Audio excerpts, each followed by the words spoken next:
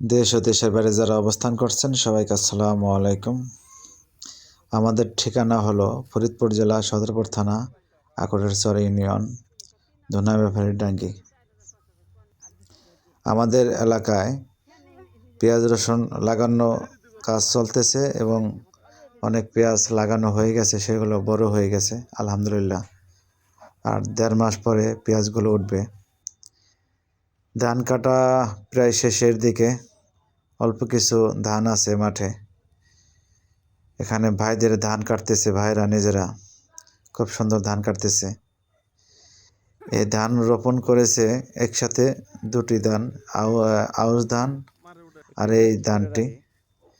আউশ ধান কাটার পরে এই ধান আবার বড় হওয়ার পর নতুন করে এই ধানগুলো কাটতেছে।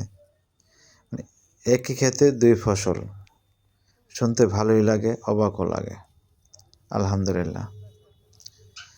আজ কাটা মনে হয় শেষ হবে না, ইনশাল্লাহ আগামীকাল মলন দেওয়া হবে।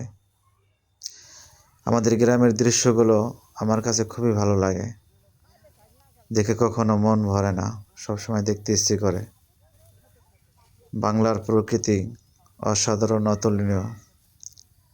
সবাই ভালো থাকবেন। আসসালামু আলাইকুম।